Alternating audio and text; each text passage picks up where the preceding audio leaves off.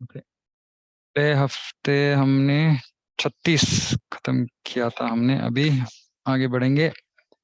37। यद्यप्येतेन पश्यन्ति लोभोपहत चेतसः कुलक्षयकृतं दोषं मित्रद्रोहे च पातकं कथं न ज्ञेयमस्माभिः पापादस्मान्निवर्तितुं कुलक्षयकृतदोषं प्रपश्यद्भिर्जनार्दन। इनके पास बुक है यथारूप, कृपा करके अनुवाद पढ़िए। जय प्रभु, आपके पास है? प्रभु जी बुक से दूर हूँ मैं आज। आज भी दूर है? हाँ, ये क्या हो आपके गया? पास है। हाँ। ओके, किसी और के पास है यथारूप? ओके, किसी के पास है तो पढ़िए, नहीं तो मैं पढ़ूंगा। ओके। हे जनार्दन, यद्यपि लोभ से अभिभूत चित्त वाले, लोभ से अभिभूत चित्त वाले ये लोग अपने परिवार को मारने या अपने मित्रों से द्रोह करने में कोई दोष नहीं देखते, किंतु हम लोग जो परिवार के विनष्ट करने में अपराध देख सकते हैं, ऐसे पाप कर्मों में क्यों प्रवृत्त हो? वे बोल रहे हैं, यद्यपि लोभ से अभिभूत चित्त वाले, जिनका चित्त हृदय। प्रभु ji page number. Page number okay 41। Okay. लोभ से अभिभूत चित्त वाले, जिनका चित्त या हृदय लोभ से भरी है, हाँ, वो लोग तो अपने परिवार को मारने या अपने से द्रोह करने में कोई दोष नहीं देख रहे वो, क्योंकि उनके हृदय लोभ से भर गया है। लोभ क्या है इनका? लोभ क्या है? भौतिक जगत में सब कुछ हासिल करना, मेरे लिए स्वार्थ, सब मेरे लिए, जो भी है मुझे हासिल करना है।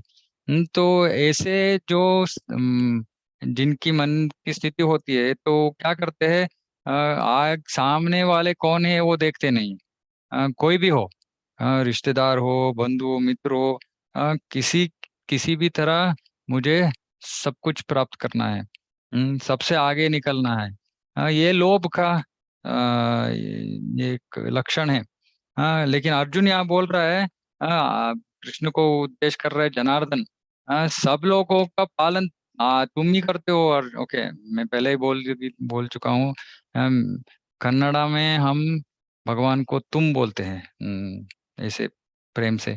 लेकिन हिंदी में ज्यादातर लोग अम, आदर गौरव देते हैं भगवान को। भगवान कृष्ण ने ऐसे कहा। हाँ। हम्म, अर्जुन अर्जुन बोल रहे कि तुम तो जनार्दन हो। तुम जनार्दन का मतलब है सब जीवों का जो पालन करता है वो जनार्दन है। लेकिन तुम जनार्दन हो, फिर भी इन लोगों में इतना लोभ क्यों है? ये क्यों इतना स्वार्थ के पीछे पड़े हैं? किंतु हम लोग कौन है? पांडव, जो सज्जन हैं, जो परिवार के विनष्ट करने में अपराध देख सकते हैं। परिवार को नाश करने में अपराध देख रहा हूं मैं। हाँ। क्यों? क्योंकि ये तो हमारे स्वार्थ के लिए हो जाएगा कि हम उनको मारे। तो ऐसे बोल रहे कि नहीं, ये अच्छा नहीं है। हम वो उसमें जो दोष है उसको देख रहे हैं, फिर भी ऐसे पाप कर्मों में क्यों प्रवृत्त हो? अर्जुन कृष्ण से पूछ रहे कि हमको पता है ये पाप है। मैंने पिछले क्लासों में बताया कि पिछले दिनों में ये पाप पुण्य का बहुत परिगणना होता था, और लोग ये सोचते थे कि मैं जो कर रहा हूँ वो पाप है, पुण्य है। पाप नहीं करना है, पुण्य काम करना है। लेकिन आजकल के लोग ये सब पाप पुण्य के बारे में उनको पता भी नहीं है कि क्या सही है, ये क्या गलत है। और खुद आ, वो जो भी जैसे भी मन में आता है वैसे जीवन बिताते हैं। लेकिन अर्जुन ऐसा नहीं है। अर्जुन बहुत धार्मिक व्यक्ति था, तो वो बोल रहे हैं ये तो पाप कर्म है और मुझे दिख रहा है ये। हाँ। एक विषय है जब हमको पता भी नहीं है कि क्या सही है क्या गलत है, तब तो अज्ञान के ऊपर हम अज्ञान में अज्ञान ही था ऐसे बोल सकते हैं। लेकिन जो अभी आगे हम डिस्कस करेंगे वर्णाश्रम धर्म। ये वर्णाश्रम धर्म है। उच्च वर्ण है, उच्च वर्ण जो ब्राह्मण क्षत्रिय है।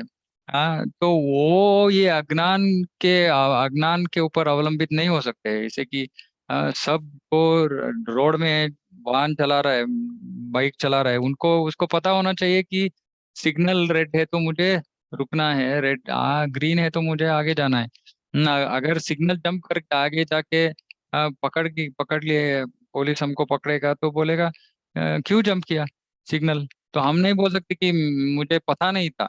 हम बोल रहे तुम पता नहीं था तो व्हीकल क्यों चला रहे हो।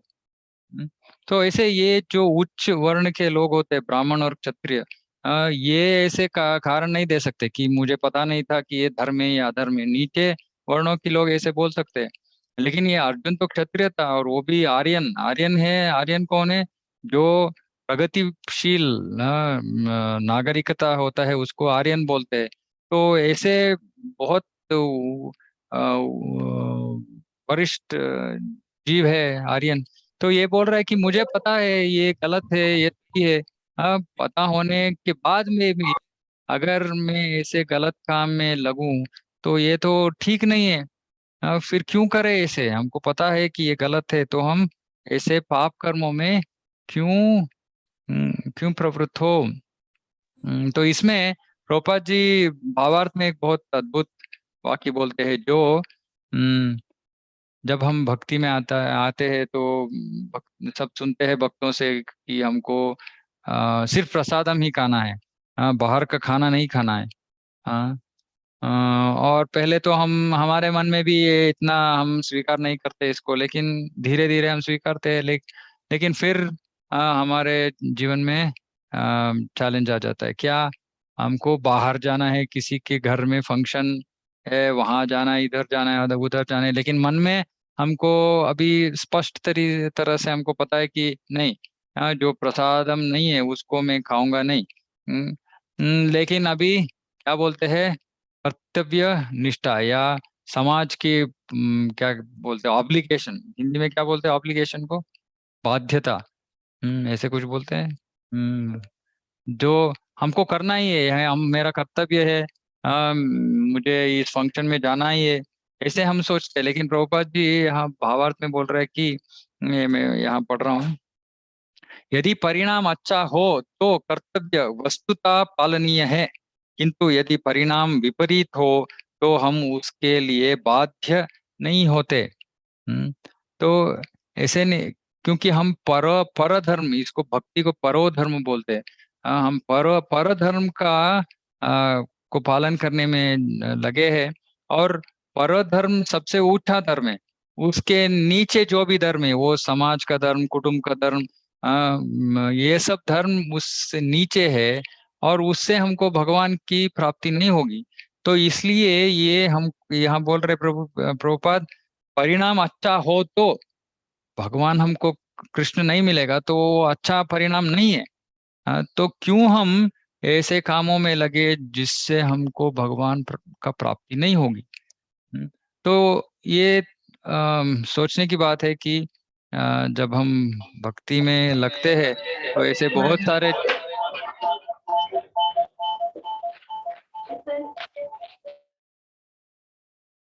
हम्म, तो ऐसे बहुत सारे हमको अड़चने आते हैं, लेकिन हमको इस सबको झेल के हमको आगे निकलना है, भगवान के पास जाना है।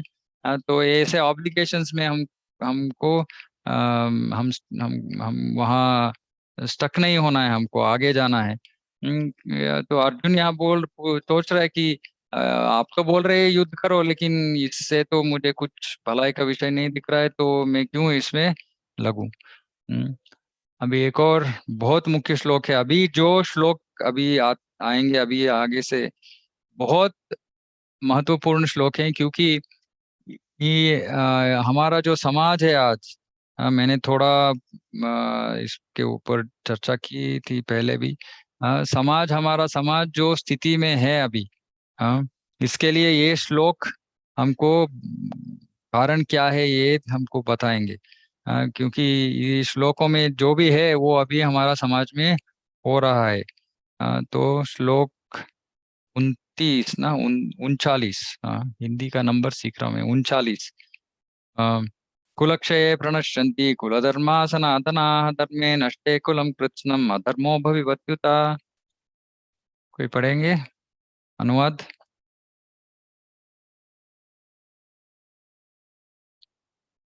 ओके। कुल का नाश होने पर सनातन कुल प्रभु जी मैं पढ़ूं? हाँ पढ़िए माता जी। कुल का नाश होने पर सनातन कुल परंपरा नष्ट हो जाती है और इसी तरह शेष कुल भी अधर्म से प्रवृत्त हो जाता है। कुल का नाश होने से, क्यों कुल का नाश के बारे में क्यों बात कर रहे हैं? क्योंकि सब जो ज्येष्ठ वयोवृद्ध लोग है, एल्डर्स जो भी है, सब सब है वहाँ।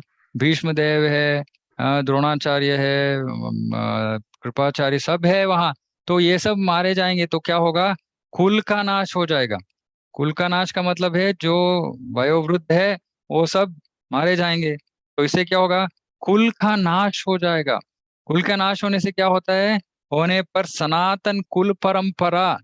तो ये बहुत बहुत बहुत प्रमुख विषय है, कि हमारे घर में जो भी वयोवृद्ध है लोग, एल्डर्स है, तो वो क्या करते? वो हमारे परंपरा, पहले कुटुंब में जो भी क्या बोलते हैं संस्कार है, हाँ वो सब बच्चों को सिखाने का जो जिम्मेदारी है वो ये वयोवृद्ध लोग के पास है।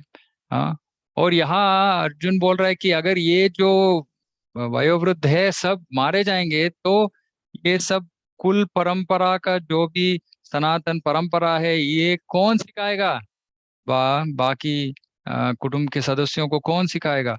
कोई सिखाने वाले नहीं है तो क्या होगा? लोग ये सब भूल जाएंगे।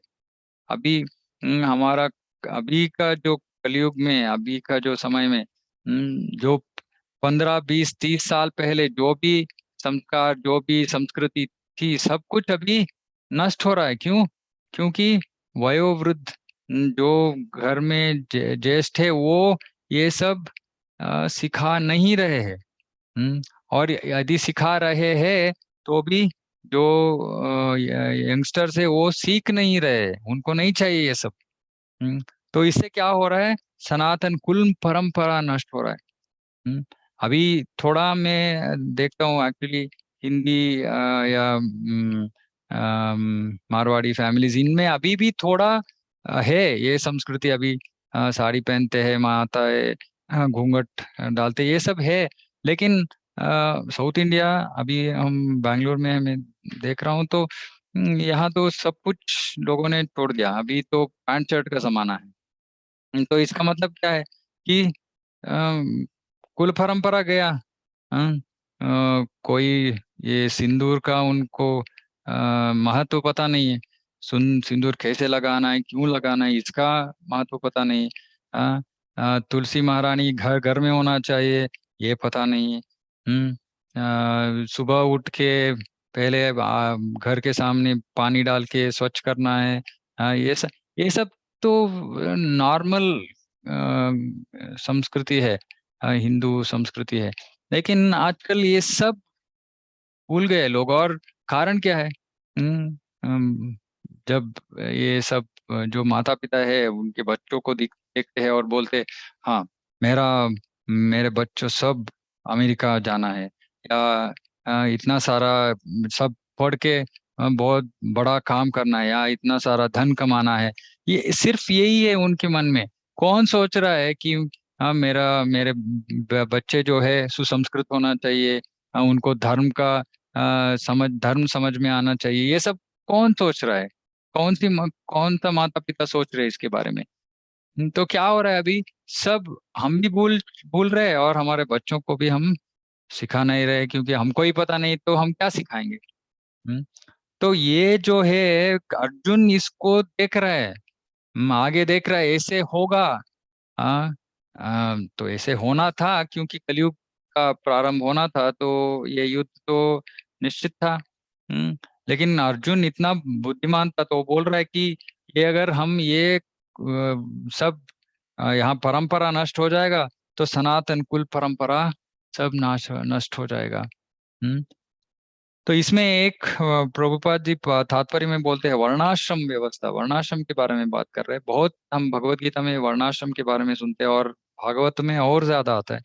तो ये इसके बारे में थोड़ा मैं आज बोल दूंगा और उससे हम खत्म करेंगे आज का चर्चा। तो वर्णाश्रम, वर्ण और आश्रम, दो अंश है यहाँ। वर्ण 4 वर्ण है और 4 आश्रम है। 4 आश्रम कौन से है? ब्रह्मचर्य, गृहस्थ, वानप्रस्थ, संन्यास।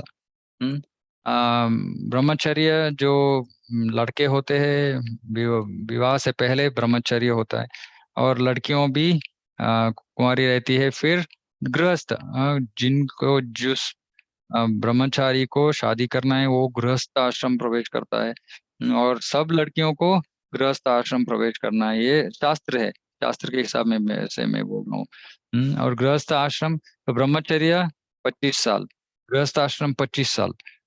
और फिर उसके बाद में वानप्रस्थ आश्रम। वानप्रस्थ आश्रम का मतलब है कि 50 साल के बाद मनुष्य को अपने भौतिक कर्तव्यों को खत्म करना है, फुल स्टॉप कर डालना है।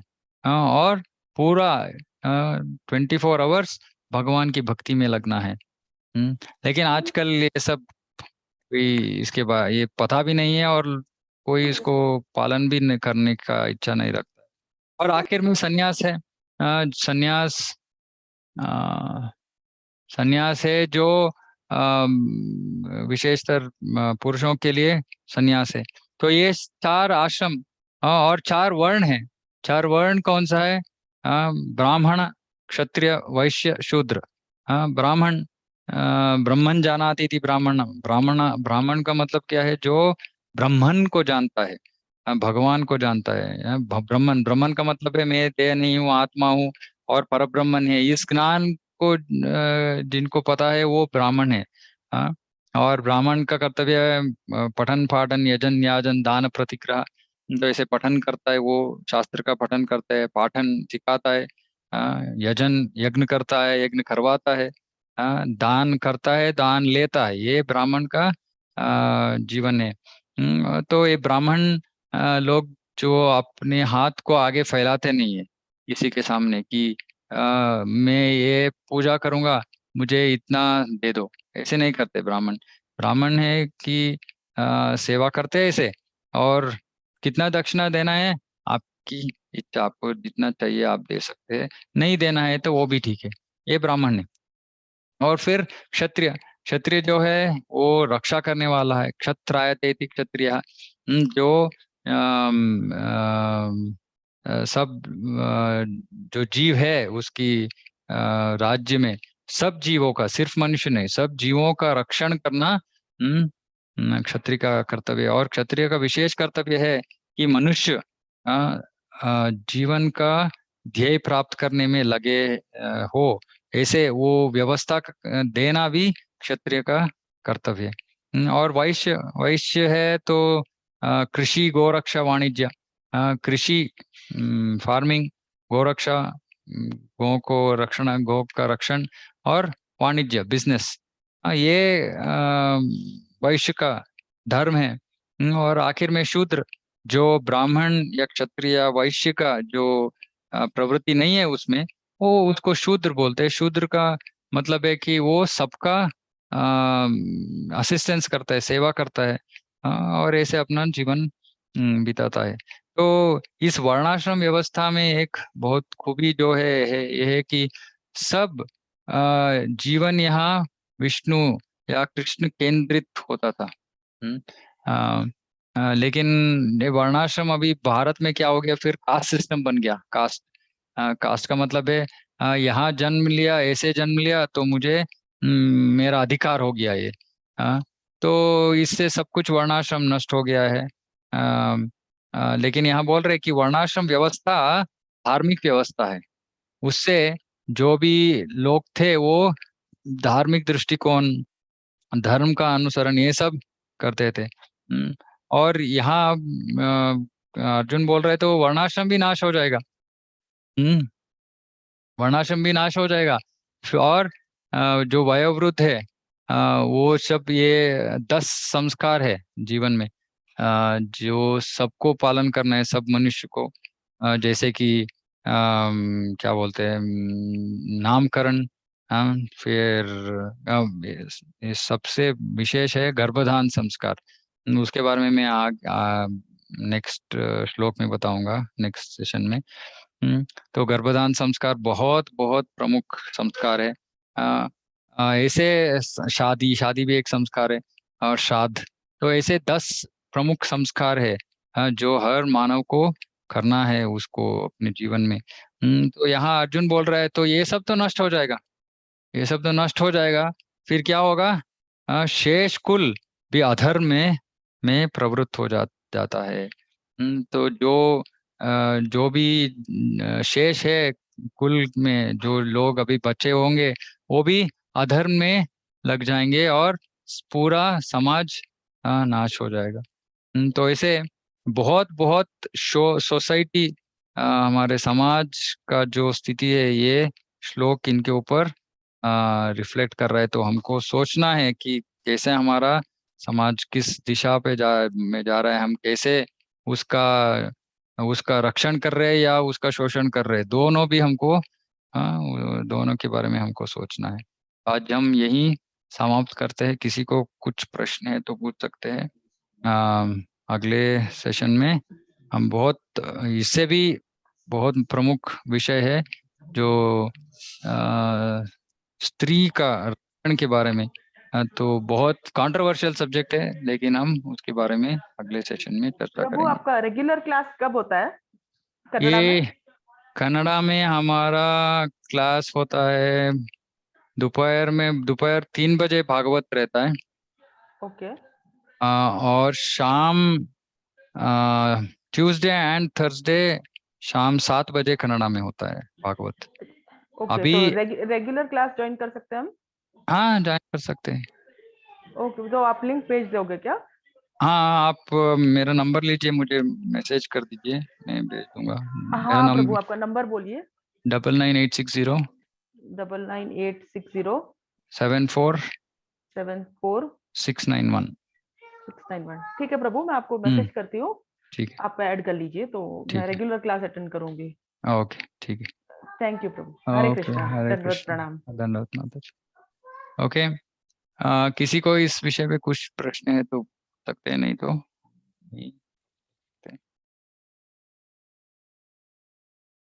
ओके।